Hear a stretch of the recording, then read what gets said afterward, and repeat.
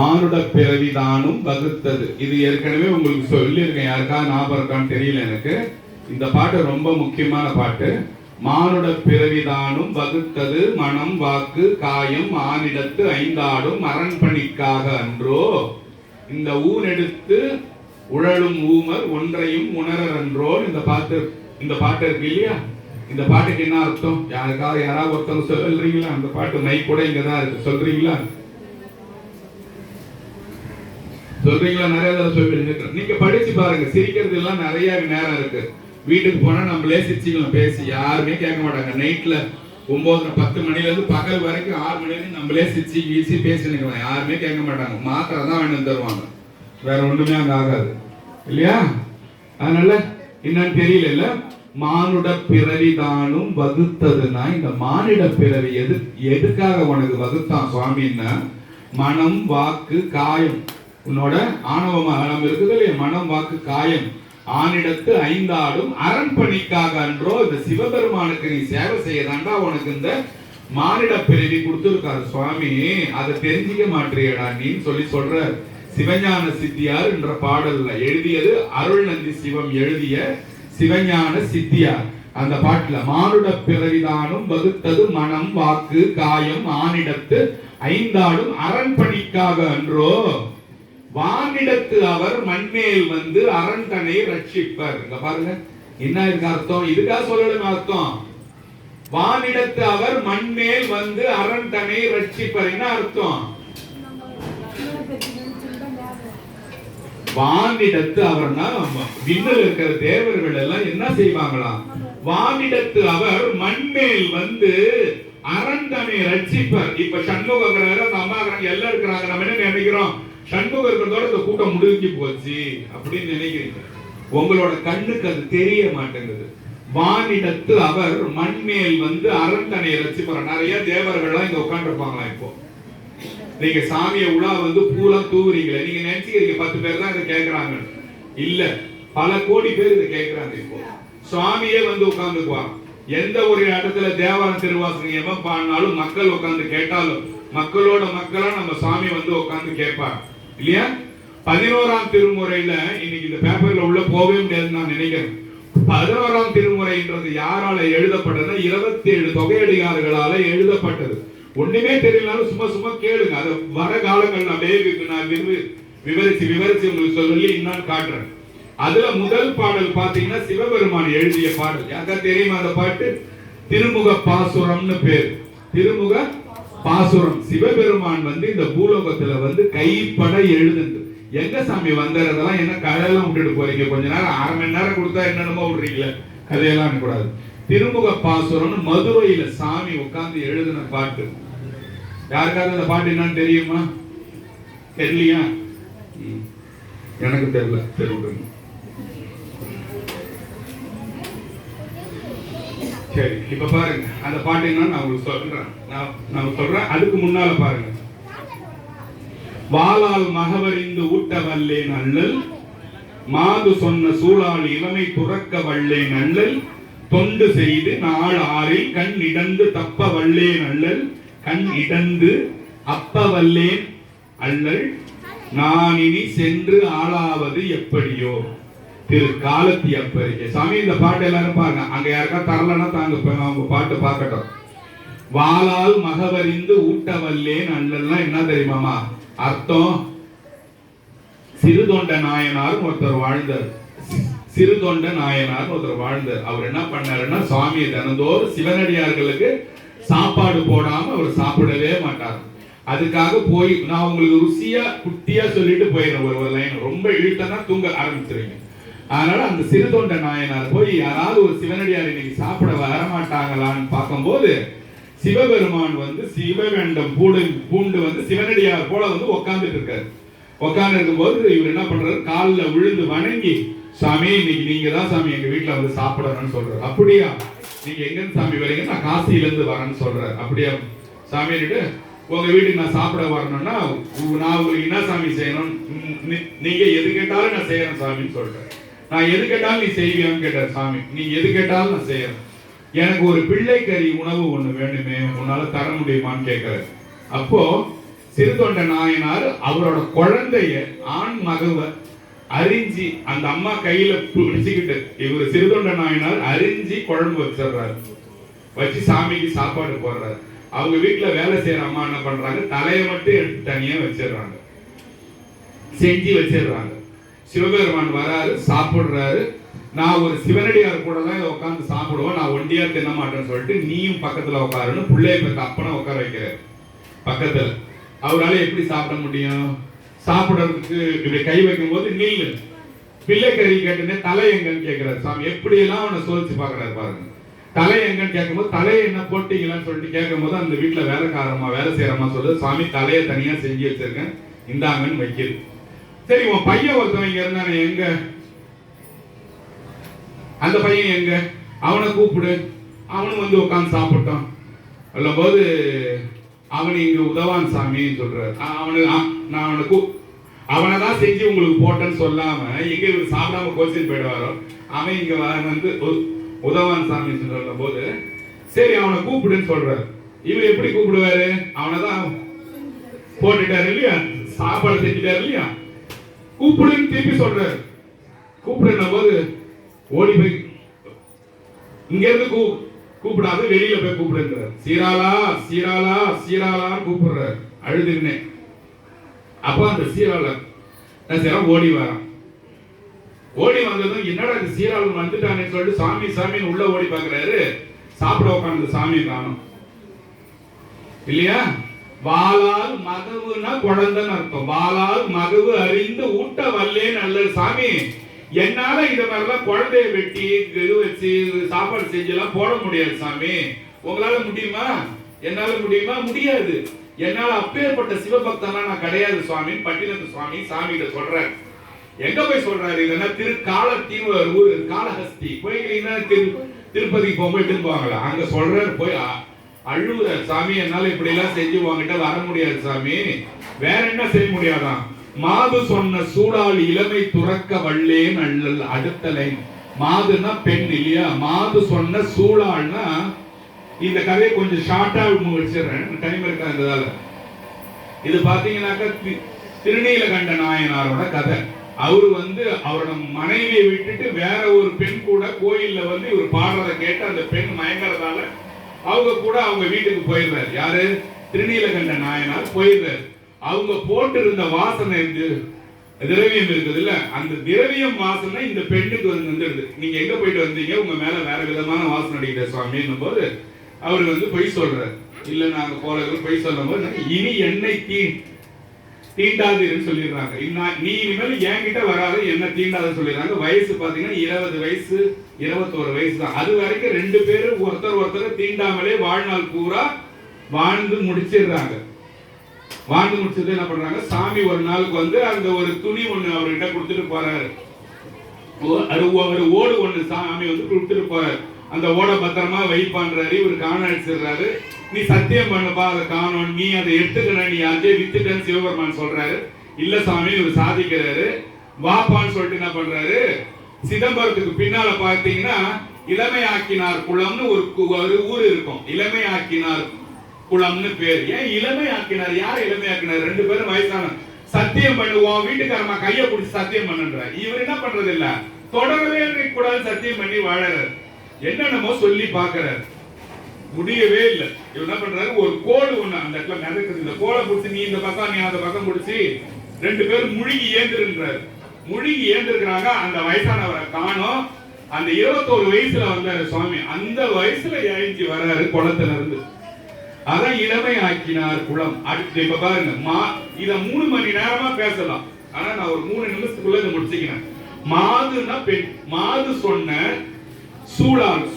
சூழால்னா அவ கோபத்தால அதை எடுத்து அந்த சாபத்தால இளமையே திறந்துட்டாராம். யாரு? திருநீலகண்ட நாயனார் இளமையே என்ன பண்ணிட்டாராம், திறந்துட்டார். அதனாலதான் 1008 முறை ஓம் நமச்சிவாய சொல்றதுக்கு சமன் சொன்ன என்ன வார்த்தைய திருநீலகண்டம். சூப்பர். திருநீலகண்டம் சொன்னீங்கன்னா 1008 முறை. ஏன்னா அவ்வளவு உத்தமன், அவ்வளவு பக்தன். அந்த பக்தனோட அந்த வார்த்தையை நீங்க சொல்லும் போது சிவபெருமானே அது ஒரு தடவை சொல்லும் போது 1008 முறையா அதை எடுத்துக்குவாராம். திருநீலகண்டம் திருநீலகண்டம் இல்லையா? பொன்னம்பலம்னு சொன்னா 21,600 முறை சொன்னதுக்கு சமம் இல்லையா? நேற்று ஒரு பாட்டு போனதுல சொன்னேன் ஞாபகம் இல்லையா? தேர்ந்துலன் செடிலன் திருங்குடியார் இருதார் கருதார் தீமனமோ வாக்கும் செயலும் பெரியோரும் ஒருகால் பொன்னம்பலம் எண்ணி ஒருகால் பொன்னம்பலம் எண்ணி ஆக்கம் தரும் 5 எழுத்தோடு 21,600 நாக்கொண்டு உரைக்க அதற்கு நிகர் என்றான் குன்றான் நற்புகழ். 21,600 தடவை சொன்னதுக்கு சமம் பொன்னம்பலம். யார் பாடுறது இந்த பொன்னம்பலம் வார்த்தை? மாணிக்க வாசக பெருமானோட வார்த்தையை நீ சொன்னீனா, பொன்னம்பலம்னு சொன்னீங்கன்னா 21,600 தடவை ஓம் நமச்சிவாய சொன்னதுக்கு சமம். இது தெரிஞ்சு கூட நீங்க சொல்லாம இருந்தா யார் வந்து காப்பாற்ற முடியும்? பகவான் இறங்கி வந்தா கூட காப்பாற்ற முடியாது. அடுத்த லைன் போலாமா? தொண்டு செய்து நாள் 6ல் கண் இடந்து அப்ப வல்லேன் அள்ளல். 6 நாள்ல சிவபெருமான் கிட்ட போய் வேலை செஞ்சு சிவபெருமான்ட்டே போயிட்டார். யாரு? அப்பர் ரொம்ப நொந்து நூலாய் தான் போனாரு. யார் போனது? கண்ணப்ப நாயனார் போனாரு. எங்க சாமி இது இருக்குதுன்னா திருப்பதி கீழே அந்த காளஹஸ்தி கோயிலுக்கு மேல போனீங்கன்னா கண்ணப்ப நாயனார் வந்து சாமியை வச்சு அந்த லிங்கமெல்லாம் இருக்கு, போய் பாருங்க. உண்மையான விஷயங்கள்மா போய் பாருங்க. ஒரு வாழ்க்கை தான்.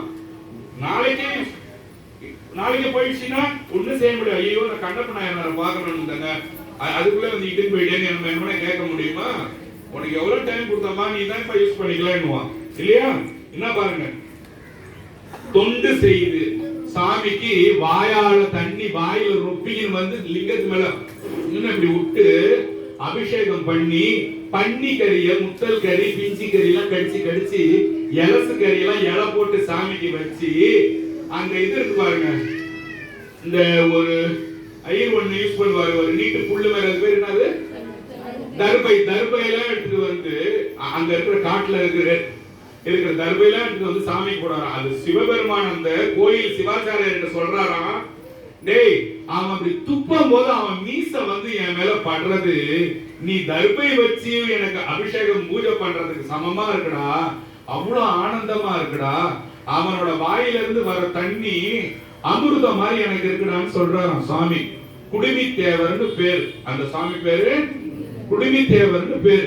ஒரு சாதாரண வேடுவன் தொழில் பண்ணிட்டு போறான், ஒரு பன்னியை சாவடிக்கிறான், தொத்தியை போய் இது சின்னதா சொல்றான், ஒரு பன்னியை சாவடிக்கிறான், தொத்தின்னு ஓடுறான். திடீர்னு அவனுக்கு மனசுல ஒரு மாற்றம் வந்துச்சு. குடுமித்தேவர் நீங்க ஒருத்தர் இருக்கிறாராமே, கூட இருக்கிறவன்ட்ட கேட்கணும். ஆமாண்டா அவர் மேல இருக்கிறாரு. சாமியை போய் பாக்குறான், சாமி மட்டும் தனியா ஒண்டியா சாமியை கட்டி பிடிச்சிக்கிறான், முத்தம் கொடுக்கிறான்.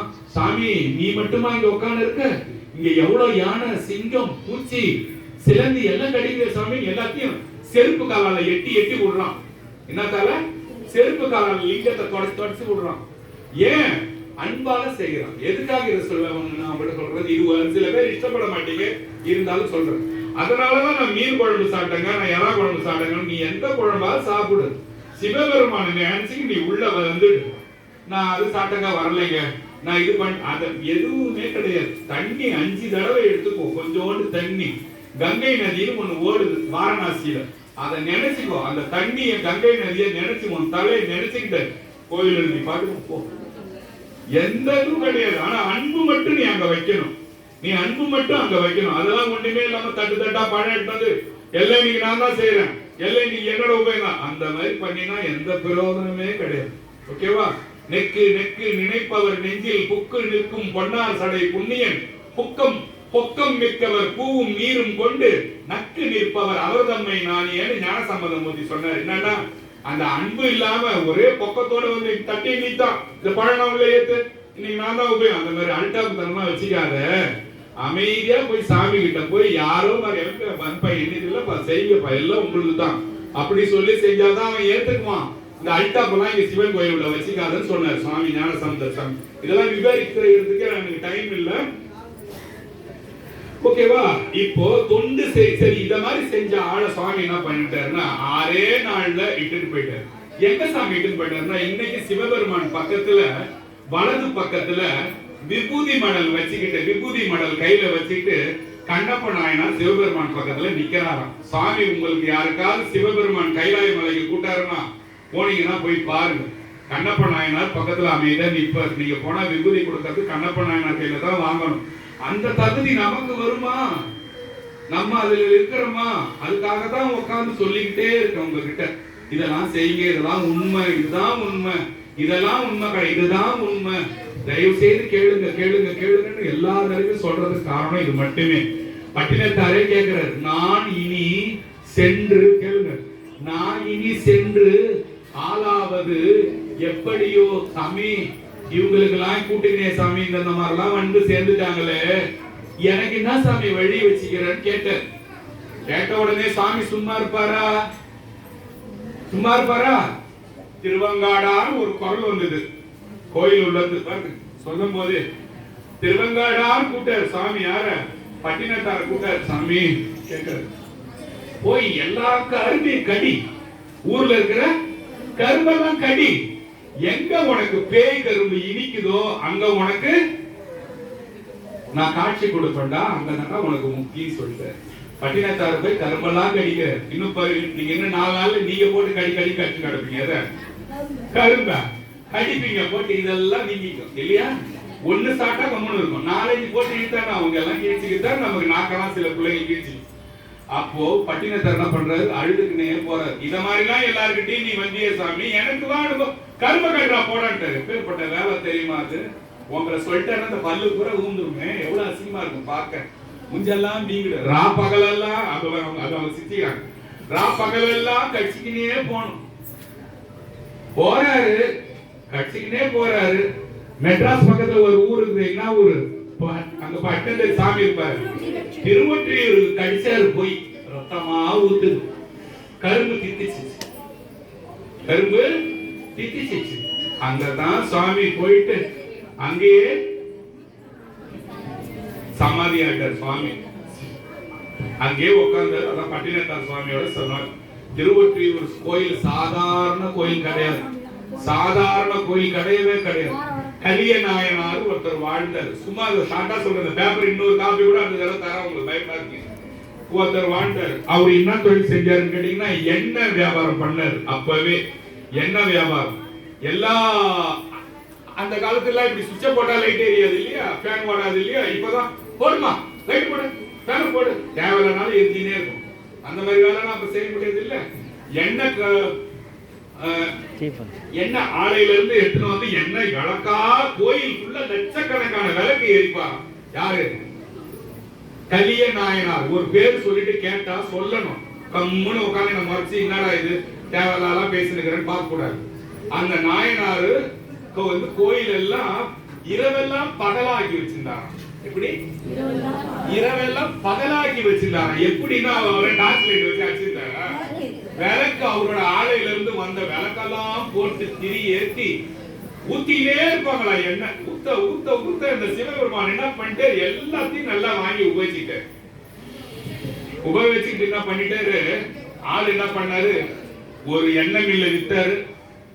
ஏத்தனர் விளக்கு ஏத்துங்கடா, நிற்காத ஏத்துனர். எல்லாம் நிலமுளம் எல்லாம் வித்தாரு. வித்து வித்து வித்து சிவனடியாருக்கெல்லாம் ஒரு பக்கம் சாப்பாடு போட்டாரு, ஒரு பக்கம் சிவபெருமானுக்கு தீபமா ஏத்தி வச்சாரு. இந்த கோயில் பூரா ஒருத்தவன் வந்து ராவும் பகல் டின்னு டின்னு டின்னா ஊத்தி ஏத்துறான்னா பார்க்க உங்களுக்கு எப்படி இருக்கும்? ஐயோ பைத்தியம் கிட்டி மிச்சிச்சாங்க காலுக்கு. இங்க இருக்கிறவங்க அப்படிதான் பேசுவாங்க, பைத்தியம் பழகுது, அவன் லூசு பழகுதுன்னு வச்சு ஏற்றிக்கிட்டே இருக்காரு. அவ்வளவு பெரிய கோயில். கோயில் ஃபுல்லா பகலெல்லாம் அப்படியே இரவெல்லாம் பகலா இருக்கு.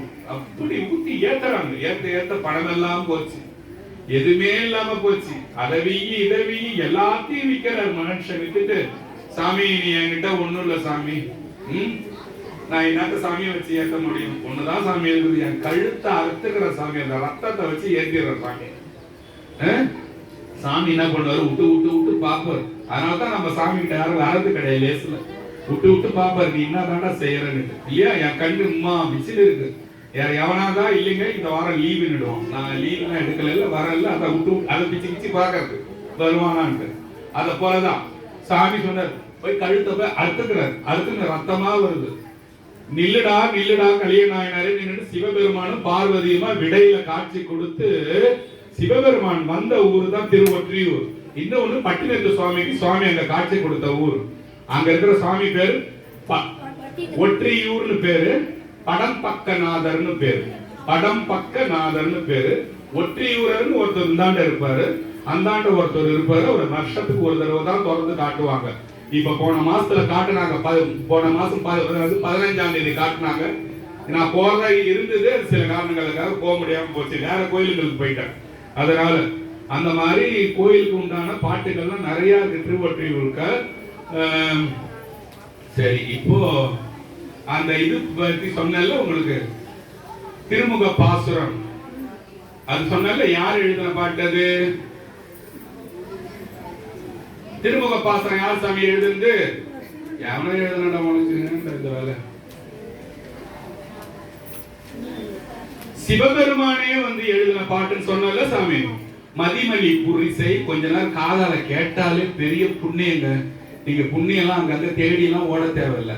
மதிமலி புரிசை மாடக்கூடல் பதிமிசை பால் நிறவரி சிறகு அன்னம் பயில் தொழில் ஆளவாயின் மன்னிய சிவன் நான் மொழிதரு மாற்றம். இங்க பாருங்க, சண்முகம் கேளுங்க.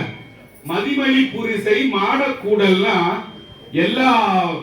எல்லா மேகமும் வந்து கோபுரத்து மேல இடிச்சிட்டு போகுதான். என்னது? மொத்தம் 14 கோபுரம் இருக்கு. எங்க? மதுரையில ஆளவாயில சுவாமி உட்கார்ந்து எழுதுற இந்த பாட்டு சிவபெருமான் கையில எழுதுறது. இந்த பாட்டோட நான் முடிச்சிடுறேன். மதிமலி புரிசை மாடக்கூடல், எல்லா மேகமும் வந்து கோபுரம் மேல வந்து இடிச்சிட்டு போகுதான். அவ்வளவு பெரிய பெரிய விண்ணுயர் கோபுரங்கள்னு சாமி எழுதுறாரு. சாமிக்கே புடிச்சு எழுதுறாரு. பாண்டிய மன்னன் கட்டின கோயில சாமியே புடிச்சு எழுதுறாரு பாருங்க.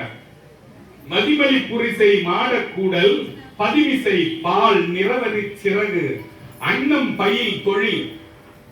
என்ன அப்படின்னா, அன்ன பறவையெல்லாம் வெள்ளாடுதான் அந்த கோயில. அன்னம் பயில் தொழில் ஆளவாயின் மன்னிய சிவன் நான். மன்னிய சிவன் நான் நிரந்தரமா தங்கி இருக்கிறான் அங்க. யாரு? சிவபெருமான் அந்த இடத்துலதான் மன்னிய சிவன் நான். நான் அங்க தாண்டா தங்கி இருக்கேன்னு உங்களுக்கு சொல்றாரு. சிவபெருமான் எங்க இருக்கிறேன்? நான் அங்க தாண்டா தங்கி இருக்கிறேன்னு சாமியே சொல்றாரு வாயால. மன்னிய சிவன் நான் மொழி தரும் மாற்றம். சாமி இன்னொருத்தர் ஏழையா இருக்கிறாருன்றதால அவருக்கு லெட்டர் எழுதி தரார், போய் பணம் வாங்கிக்கணும். அந்த பாட்டு. மன்னிய சிவன் நான் மொழி தரும் மாற்றம் பருவப்பொன் மூப்படி என பாவலருக்கு உரிமையின் உதவி ஒளிதிகள் குருமா மதிப்புரை குளவிய குடைக்கீழ் செருமா உடைக்கும் சேரவன் காண்க பண்பால் யாழ்பயில் பான பத்திரன் உன்போல் என்பாள் அன்பன் தன்பாள் காண்பது கருதி போந்தனன் மான் பொருள் கொடுத்து வரவிடுப்பதுமே. என்னன்னு கேட்டீங்கன்னா, பானபத்திரன் ஒருத்தன் வாழ்ந்தான். உங்களுக்கு எல்லாம் தெரியுமா? இன்னொரு 2 நிமிஷம் பேசலாம். பானபத்திரன் யார் அவன்? திருவிளையாடல் படத்துல பாத்தீங்கன்னா ஒருத்தன் திமிரா பேசிட்டு இருப்பான்ல, பானபத்திரன். கடைசியா சாமி வந்து பாடுவார். என்ன பாட்டு பாடுவாரு? பாட்டும் நானே பாவமும் நானே. இந்த பாட்டு கேட்டுக்கிறீங்களா? அத பாடன உடனே என்ன பண்ணுவான்? ராவண கிளம்பி ஓடிடுவான் இல்லையா? அந்த பானபத்திரன் சிவபக்தன். அந்த சிவபக்தனுக்கு சிவபெருமான் அவனை பாடுறதால சேரமான் நாயனாருக்கு ஒரு லெட்டர் எழுதி கொடுக்கிறார். என்ன எழுதி கொடுக்கிறாருன்னா, சேரமான் நாயனார் எங்க இருந்தாருன்னா கேரளால இருக்கிறார். மதுரையில இருக்கிற பானபத்திரனை கேரளாவுக்கு போய் காசு வாங்கிட்டு சொல்றாரு சாமி. அதுக்கு எழுதின பாட்டு தான். இன்னுமா தெரியல, ஒரு பாட்டு சொன்னாரு, அதோட 3 மணி வச்சுட்டு போயிட்டாரு. என்ன கூடாது. பானபத்திரனுக்கு சிவபெருமான் எழுதிய ஓலை. இந்த ஓலையை போய் பானபத்திரன் சிவபெருமான் கொடுத்தாரா பாருங்க. இந்த ஓலையை போய் சேரமான் நாயனார்கிட்ட போய் கொடுத்தாரா பாருங்க. சேரமான் நாயனார் அந்த ஓலையை தலையில தூக்கி வச்சுன்னு ஆடுறானா எனக்கா கொடுத்தாரு சுவாமி, என்னையும் ஒரு ஆளு மதிச்சு சாமி எழுதி கொடுத்தாரான்னு ஆடுறானா, உட்கார்றானா, பெறல்றானா, தலையில தூக்கி வச்சுக்கிறான். என்ன பண்ணுவீங்க? இப்போ உங்களுக்கு சிவபெருமான் ஏதாவது இங்க இருந்து ஒரு பேப்பர் உள்ளது வருதுன்னு வச்சுக்க, என்ன பண்ணுவீங்க? அத ஐயோ, ஒரு பேப்பர் வந்து உள்ளந்தான் வந்து எவ்வளவு புதுப்படுவீங்க. அந்த மாதிரி ஆடுறான். பண்பால் யாழ் பயில், யாழ் வாசிக்கிறான். யாரு? பானபத்திரன்றவன் யாழ் வாசிக்கிறான். பண்பால் யாழ் பயில் பானபத்திரன் உன்போல் என்பாள். உன்ன மாதிரியே என் மேல அன்பன் தன்பாள். உன்ன மாதிரியே என் மேல காதல் வச்சுக்கிறவன் அவன். பண்பால் யாழ் பயில் பானபத்திரன் உன்போல் என்பால் அன்பன் தன்பாள் காண கருதி போந்தனா உன்னை பார்க்கணும்னு சொல்றான்டா. மான் பொருள் கொடுத்து வரவிடுப்பது மேல அவன் என்னென்ன கேட்கறானோ எல்லாம் கொடுத்து விடுறான் அவனுக்கு சொல்றாரு. உடனே சேரமான் நாயனார் என்ன பண்ணாராம் தெரியுமா? அவனை பார்த்த உடனே போய் கஜானாவை திறந்து விட்டாராம். என்னவா? சிவபெருமான் சொல்லிட்டாரா வாரிக்கடான்னு சொன்னான். அவனால எவ்வளவு வார முடியும்? வார முடியாது இல்லையா? வாரிக்கணும். அப்புறம் யானை எல்லாம் வச்சு அவனுக்கு என்ன மரியாதை செலுத்தமோ இட்டாலும் அவனை விட்டுட்டு போனாராம் சேரமான் நாயனார். பாருங்க அந்த காலத்து ராஜாங்க எப்படி இருந்திருக்காங்க. அந்த மாதிரி சாமி விஷயம் பத்தி நான் பேச வந்தது வேற.